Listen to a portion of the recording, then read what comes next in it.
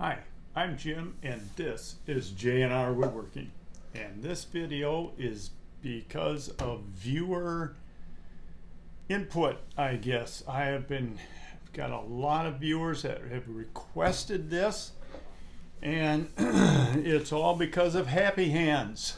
I don't know who Happy Hands is, if it's a male or female, but they got a hold of me on a video I did on my charging station. Wanted to know what is the arched pieces above the charging station. So I explained it's these reindeer I used to make. I haven't made one in 20 years. I guess after you've made as many as I have and you give them away to all your family and friends, I don't have anyone else to give them to. So I haven't made them in quite a while. But Chris and his wife is the first one that got a hold of me and said, hey, do a video on these. My wife wants me to make some. So Chris, here you go. Now remember, I haven't made these in 20 years, so I might be a little rusty. The tools I use is a bandsaw. You could use a saber saw or a scroll saw.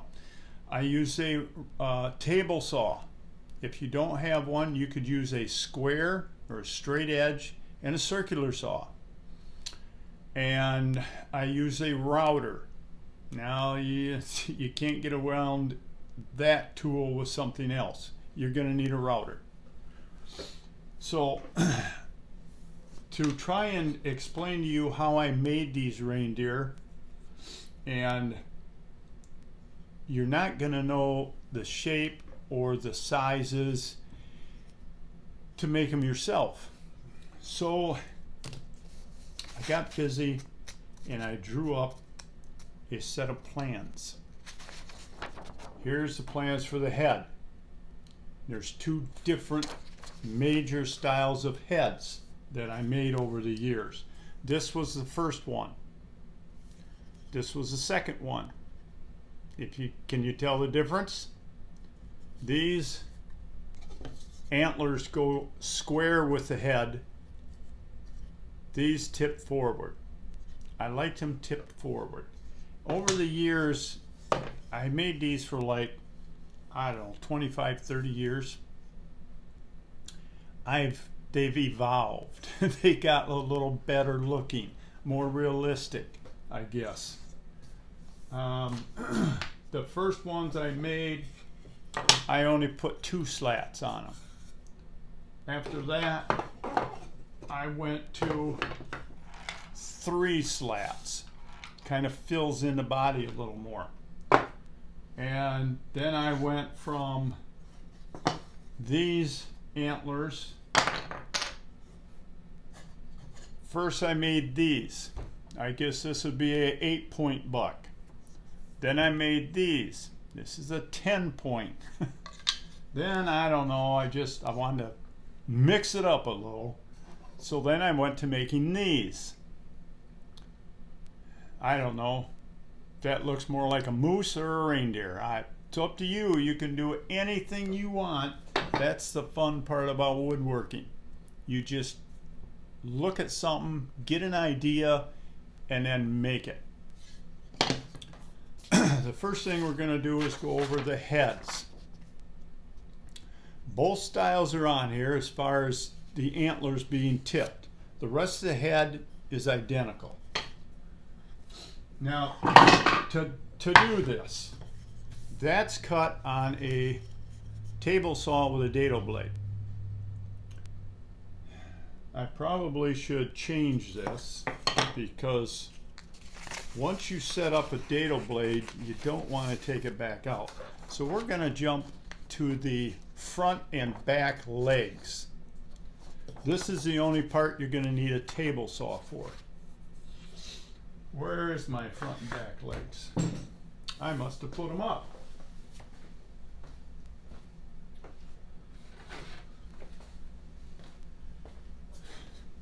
This is the second version.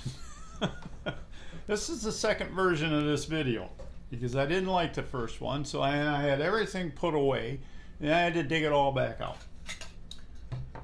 This was the original leg I made. It was wider here and nothing was routered. It was just kind of square and clunky looking. I got away from that in a hurry. And I went to this style, which is thinner here. So it ends up, everything is made out of 3/4 inch pine. So it's 3/4 wide and this is 3/4. That way when you round it off, where's my bit? I use a Craftsman carbide tipped router bit. If you're just getting into woodworking, buy carbide bits. When I first started, I bought high-speed steel because they were cheaper. They're not really cheaper because they don't last anywhere as long as these will. And if you know a guy like me that works in a tool and die shop, I can sharpen these on my blunch or break and they're like brand new. You can buy files to sharpen carbide bits, and they show you to sharpen these, you sharpen the contour with the file. No, do not touch the contour. You sharpen the face of the tool. You sharpen this part right here, the flat part. You do not want to touch the profile. It's too easy to mess it up. When we sharpen tools in the shop, we don't touch the profile. We have a grinding wheel and you just do it by hand. Once you get used to it, you hang on to the bit like this and the grinding wheel is here and you just skim across that face 2 or 3 times. It's sharp. Now this is a Craftsman bit, and if you want to know the number, it's 25566. You have to buy the bit, you have to buy the arbor. all my bits are on arbors that you can remove the bit, and they're cheaper that way. Now, first thing you want to do is cut this shape out on the bandsaw. And here's the dimensions, everything you need. The next thing you want to do, now I made 25 of these things, sometimes 50. So that means I got 25 reindeer, I got 50 of these legs to do. You cut this slot in here. That's for the piece of hardboard that fits into. The dimensions are on your print. It's 3.5 inches down from the top to the bottom of the slot. Don't worry about numbers. It's all on these prints. Then after you get that slot cut in all the legs, you take the blade out and you put your dado blade in. Once you get a dado blade in, one of these nice stacked blades, I don't use a wobbler because it doesn't give you a flat bottom. You don't really want to take it in and out. Once you get it tuned in, leave it in there. So I always cut this slot first. Then you want to go to the router table. And I don't have one that's routered outside of this. Router the inside of the legs. And drill the 2 holes that mounts the head and the tails. Dimensions are on these papers. And countersink the inside, that's the side with the slot, for the heads of the screws.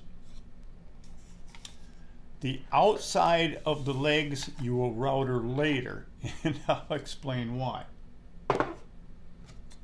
Okay, you got your slot and you got the inside routered, you got your holes drilled. Now you want to put these 3 dados in here. You can see the drawing I got on this board. The bottom dado will line up with the bottom of the groove or slot for your piece of hardboard. That way, dump them screws out.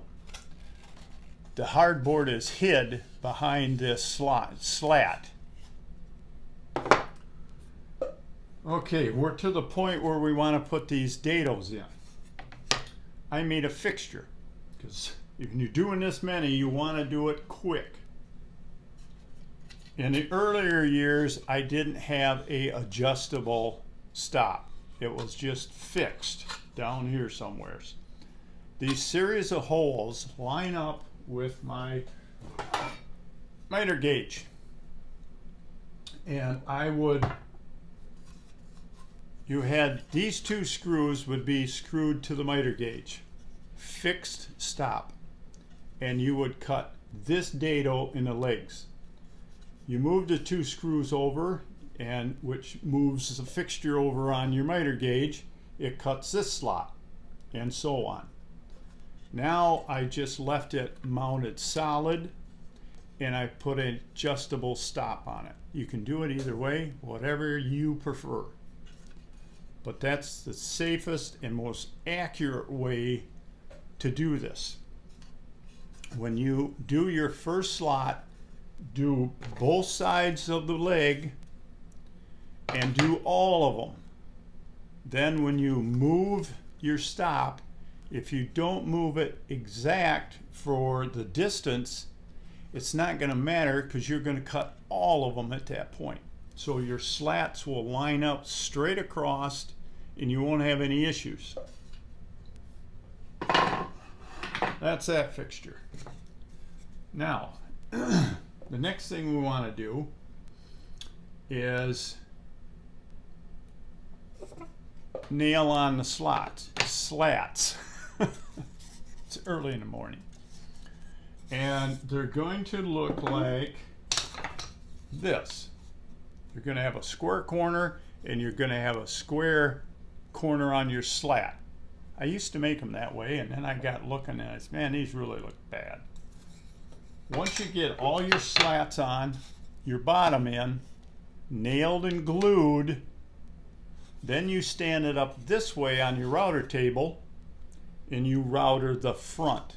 That rounds off the front of the leg so it looks round, and it takes the corners of the slats off at the same time, so you don't have to try and sand that.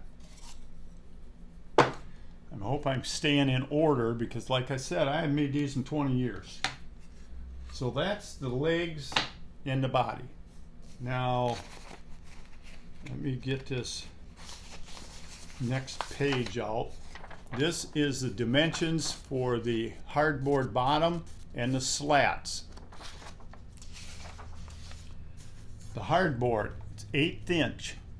Now, if you have an 1/8 inch saw blade, all you got to do is blow across there once. But most all the new blades are thinner than that. So you're going to have to cut through at the dimension you want down here at the bottom. This 3.5 is to the bottom of here. Then move this over a little bit. Tap your fence over. I ran these through on a fence. I didn't use miter gauge to come up with a slot that'll fit into. This one's a little tight. Probably because it's shrunk or whatever you want to call it from sitting up on that shelf for 20 years.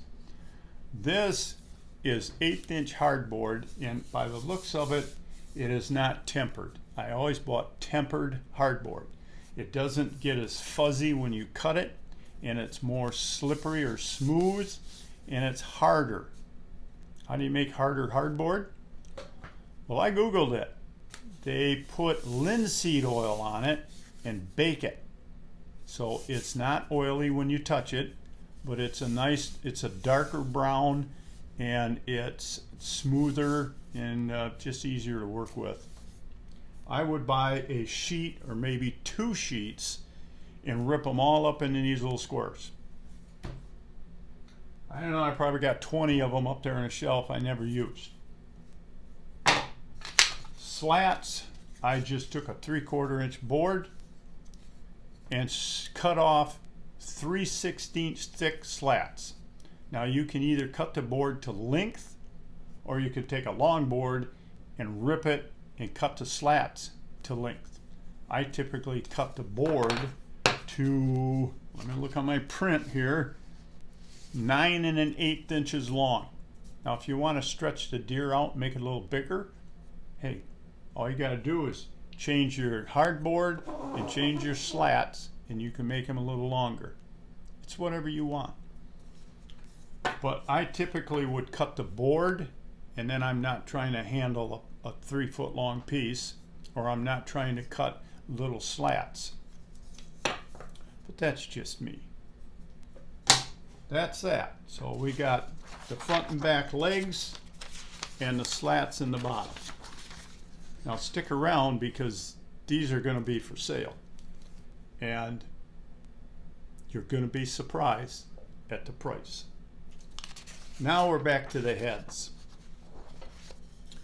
To cut these things out, I cut them on a bandsaw. And I would sand them a little bit on my drill press with a round drum sander, just to get the edge cleaned up a little. Not much of the edge is going to show because it's going to be just about totally round. It'll be a little flat. You can't make it totally round because the bearing has to have something to ride on.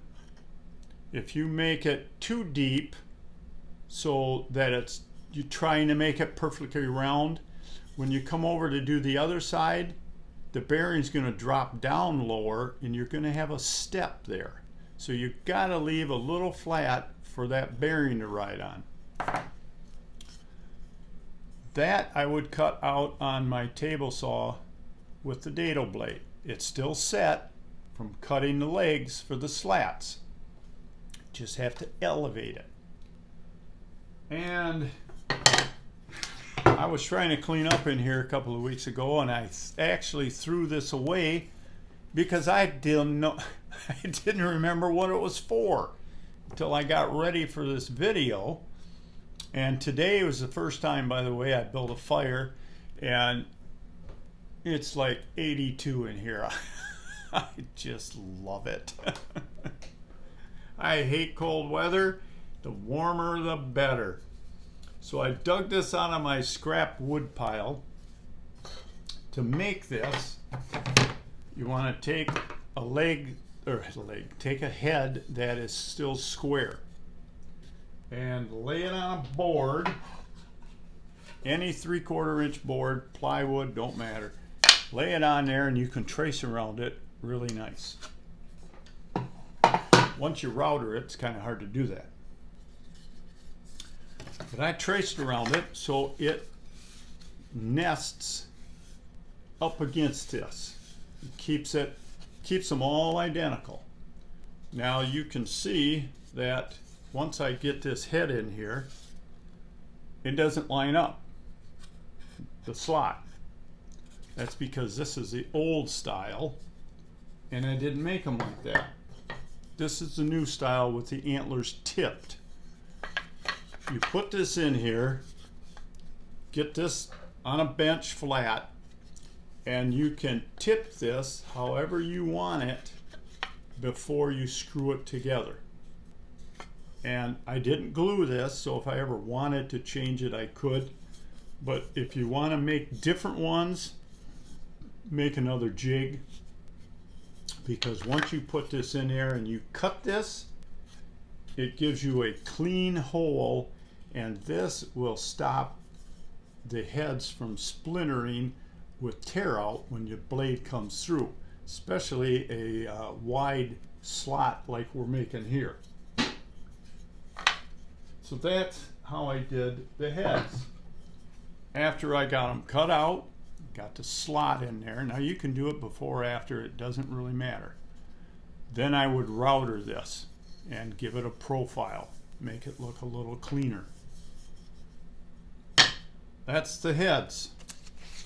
This is the page. The next thing we're going to go to is the antlers. Now these were the original antlers I made. I made them two different ways. This one you can see is wider than 3/4 of an inch. So when it fits in here, you have a little bit sticking out. That gives you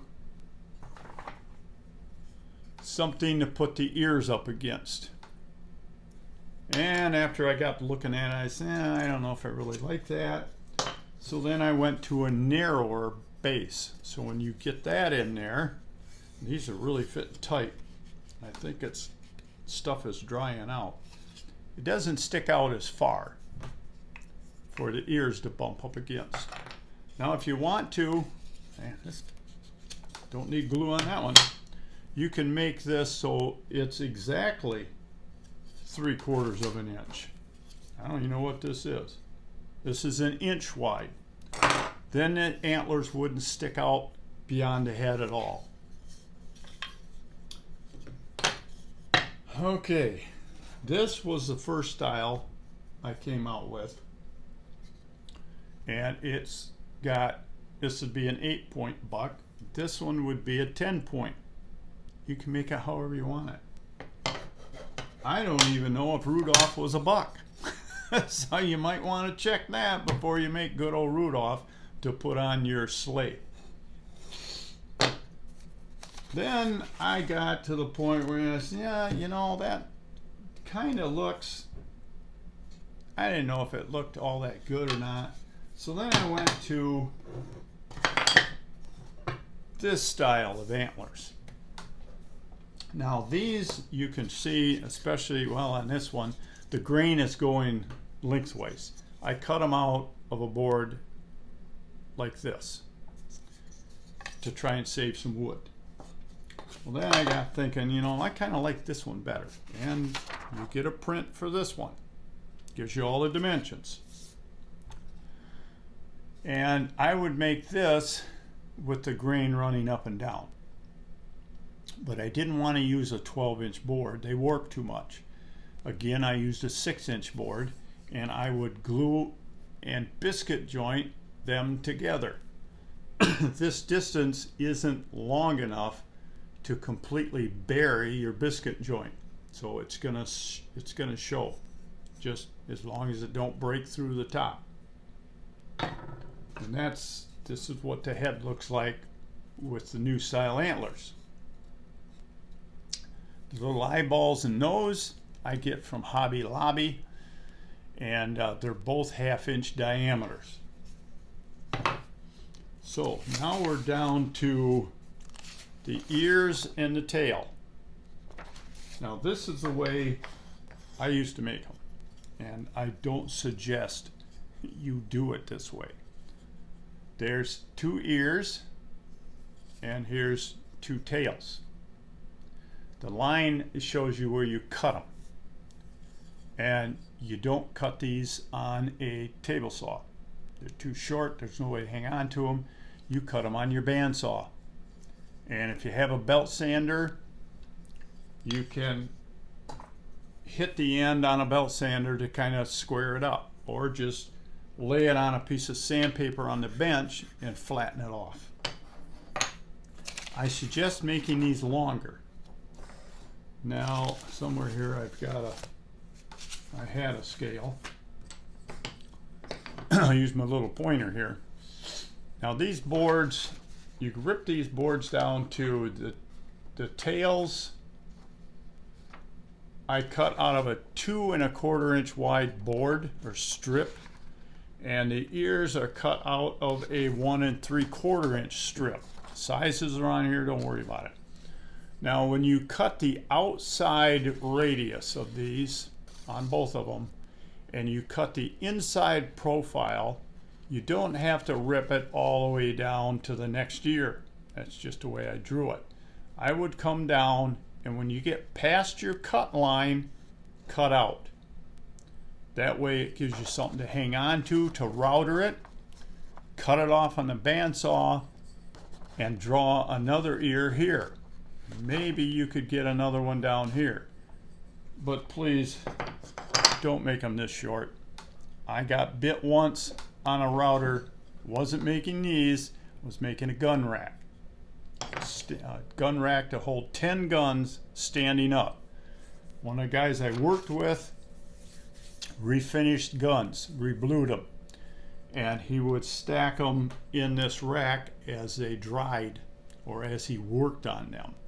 And the top board had all these little slots, kind of like these, for the gun barrels to sit into. And I was routering them, and I have no clue what happened. I just apparently blocked it out because it was too painful. But I took the top of my thumb and nail right off, and it did grow back, thank goodness. So I was a little more careful around the router table. And anything in a wood shop or any shop can be dangerous if you're in a hurry. The nice part about woodworking, you're supposed to be able to take your time. But that's the ears and the tail, and that is it. Now, to copy these onto a board to cut them out, well, you could go down and make copies of these and cut them out and use spray adhesive on the board and stick it on. I do not suggest that. That's what I do when I make my scroll saw puzzles.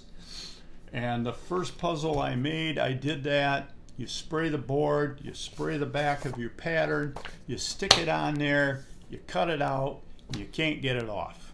I mean, it's stuck.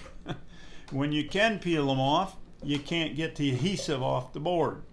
If you're going to go that route, as you can see over there, I have rolls of blue painter's tape. I cover the wood with that. I spray my glue on the tape and stick the pattern down. Then when you get the pieces cut out, you get a hold of the edge and you pull the tape off, your board is clean. Another tip. How do I do it? Well, you can trace it somehow onto a piece of cardboard and cut these patterns out. But then the first one you cut out, you can use that as a pattern to put down on the board and trace around it. How do you originally get it on the board? Well, I'm old school, and I use this stuff for all my patterns. Then I only have to buy one pattern, and I never ruin it. This is carbon paper. Now, for you newer guys and gals, you're not even going to know what carbon paper is or what it was originally made for. It's a type of paper with ink on the back, but it's not wet. It doesn't transfer to your skin. The only way it transfers is when you draw on the front. And a sheet of this stuff will last forever. If you look on here, you might even find the reindeer head on there somewhere. As you can see all the lines I made. And I got a piece of paper here. Let me grab one. What the heck?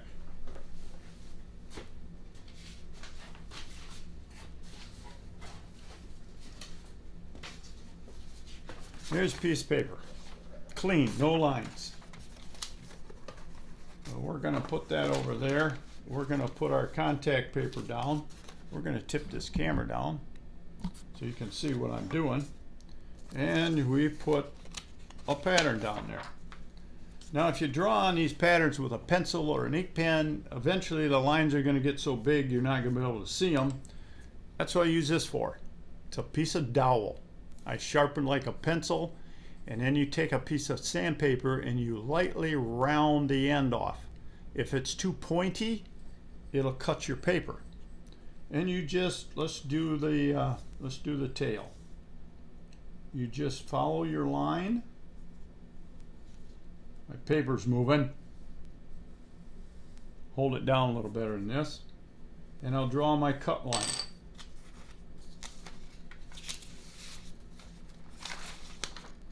And there it is. That was my fingernail from resting my hand on it, so don't do that. But that's what carbon paper does, and it will last a very long time. Where do you get it? Well, there's probably, I think, 15 sheets in here, and over the years I've only used 2. You have to special order this from Staples. The last time I called them, they said they can still get it. what it was originally for is a typewriter. You know what one of them are. You type up a report for school or something, whatever you want to type, and you would have your original that would be nice from the typewriter, and you would have a copy keep for your own records. But it didn't look as nice as the typewriter did. Now they have computers. You just push delete.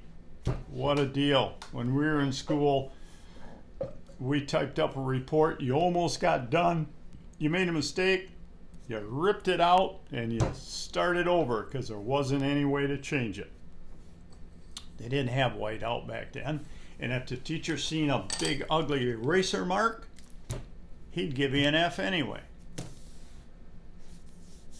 Now, these plans will come to you in a big padded envelope. And if I can find enough cardboard, it will be between two sheets of cardboard to help protect it. I'm not sure I'll even need that. But Happy Hands is the one that got this whole thing started.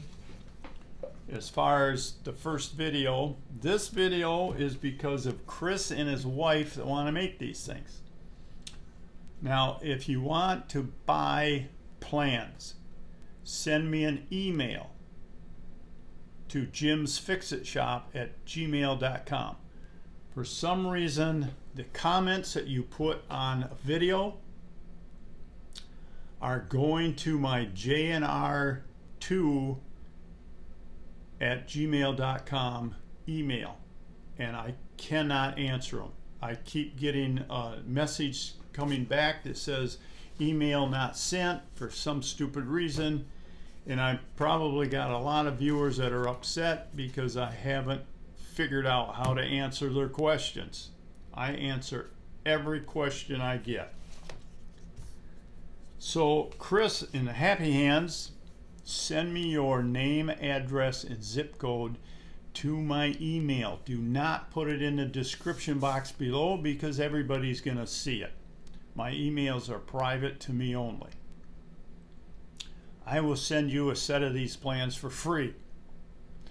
And happy woodworking. The rest of the plans will be for sale for, well, I used to pay anywhere from $12.95 to $19.95 for plans plus shipping unless I bought them in a store. So I think I'm going to sell these for $7. Basically, it's going to cover the postage and the price of this envelope. So you might as well say the plans are free. If you're interested in building these, send me an email. Otherwise, you can blame Happy Hands and Chris for this this video. This video was supposed to be on putting a new oil pump in my father-in-law's zero turn, but because it's getting close to Christmas, I thought I better get this one online right away. The other video is recorded and it will be the next thing that I publish. And you're going to want to watch that because I read the directions on how to do it, and let me just say, big mistake, and leave it at that. You're going to have to watch the video. And if you have a wife like mine that says, honey, you really should look at the directions, sit her down next to you and watch that video. That's all I got to say. So until next time, work safe, have fun, and make some Christmas presents. Talk to you soon. So long.